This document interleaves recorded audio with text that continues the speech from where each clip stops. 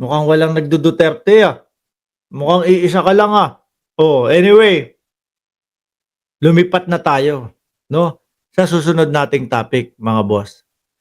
Pag-uusapan naman natin yung sa impeachment, mga kababayan. At mukhang si Chis Escudero ang isa, mga bossing, sa nakikitang posibleng pumalit kay VP Sara. Ano? Hindi, kasi siya ang Senate President, So ano ba ang nakikita nating mas mababa sa Vice Presidente? 'Di ba yung Senate President? Hmm? Siyempre ako, mga bossing, kumbaga, kung ako ang lalagay sa posisyon ni Chis Escudero, siyempre sasabihin ko, hindi ako interesado diyan. O, 'di ba? Kasi sila yung sila yung magsisilbing judge, mga boss, 'Di ba? Siyempre masasabihin, "Uy, nagmamadali si Chis Escudero na maging Vice President." O, 'di ba? Siyempre ang sasabihin diyan, hindi interesado, mga bossing. Pero kayo, tanungin ko, kung sakali na ma-impeach ang Vice Presidente, approve po ba sa inyo na humalili sa Pangulo si Chis Escudero bilang Vice Presidente? Okay ba sa inyo 'yun? Press 1 kayo kung okay sa inyo si Chis Escudero na maging Vice Presidente. Press 2 kung hindi naman okay sa inyo. Sa akin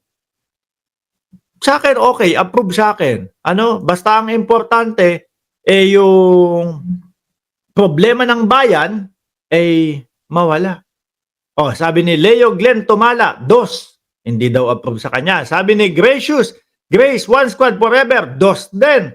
Sino sa tingin ninyo ang posibleng pumalit kay Inday Sara Duterte, mga kababayan? Ayan, basahin natin to, yung balita dito. Sabi dito, Manila, Philippines, Senate President Francis Escudero is not interested in being Vice President in case the impeach Sara Duterte gets convicted during trial. Sabi, hati talaga ang boto. 1-2, 1-2, 1-2.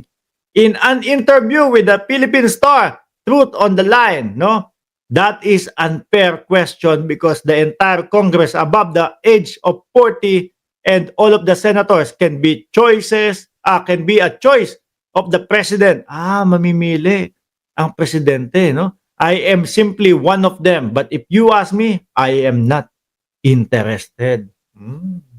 Maganda ho yan. Pero syempre talaga, sabi ni Jonary Montesuso, 7. Wala naman 7 doon sa pagpipilian, di ba? Pero anyway, mga bossing, ang importante ho dyan, matanggal muna yung problema ng bayan.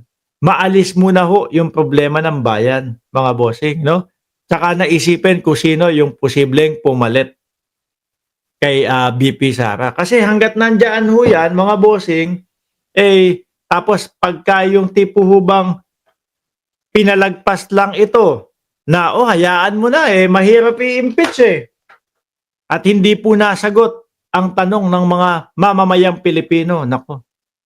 Okay, ganun lang pala strategy, Guluhin natin sila ng guluhin, etc., etc. Hindi na tayo matatanong.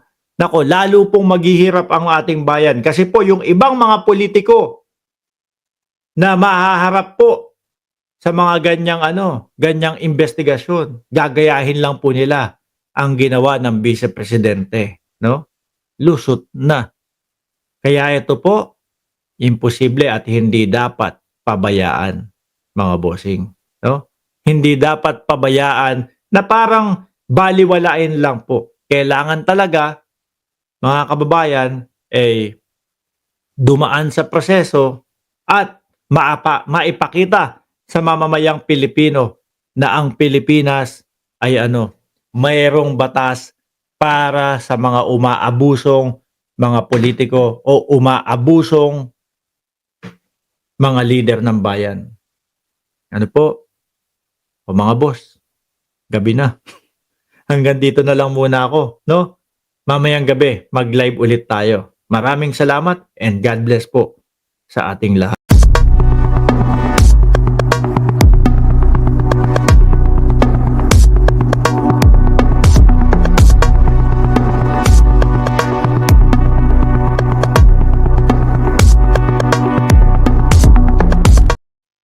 Mukhang walang nagdu-Duterte, Mukhang iisa ka lang, Oh, anyway, lumipat na tayo, 'no, sa susunod nating topic, mga boss.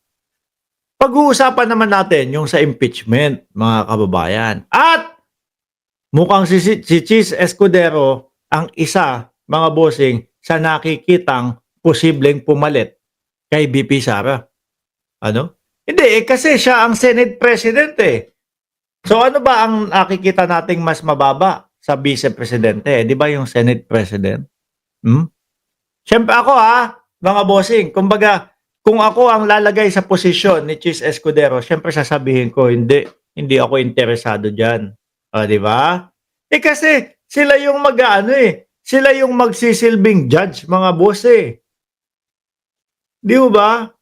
Siyempre masasabihin, "Uy, nagmamadali si Chis Escudero na maging, Vice President." O, 'di ba? Siyempre ang sasabihin diyan, hindi interesado, mga bossing.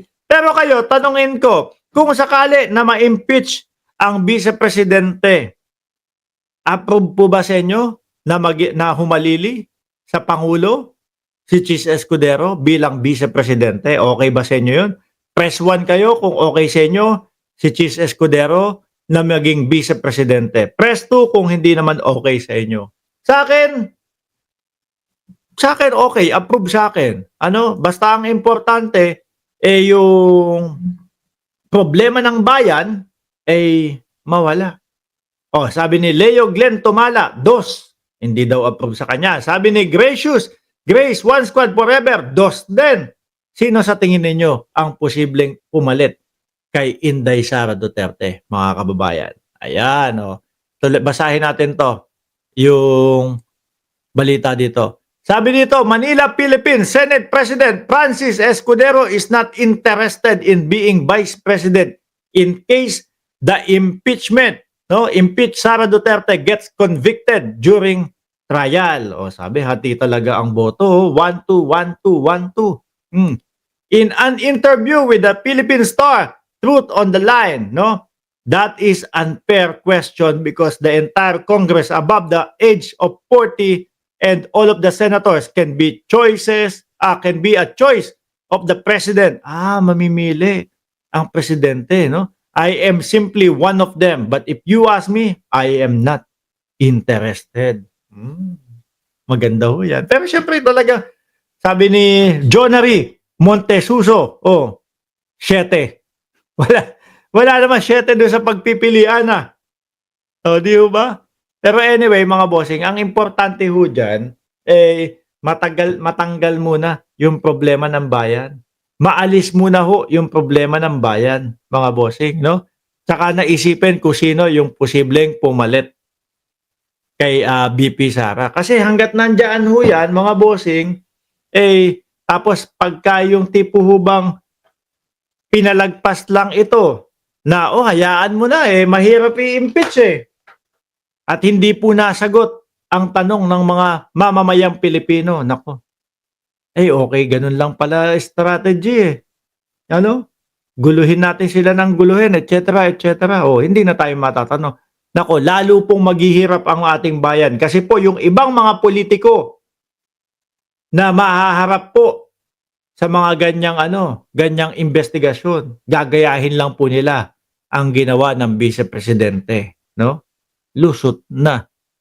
Kaya ito po, imposible at hindi dapat pabayaan, mga bossing, Hindi dapat pabayaan na parang baliwalain lang po. Kailangan talaga, mga kababayan, dumaan sa proseso at maipakita sa mamamayang Pilipino na ang Pilipinas ay mayroong batas para sa mga umaabusong mga politiko o umaabusong mga leader ng bayan.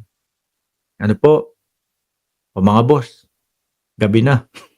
Hanggang dito na lang muna ako, Mamayang gabi, mag-live ulit tayo. Maraming salamat and God bless po sa ating lahat.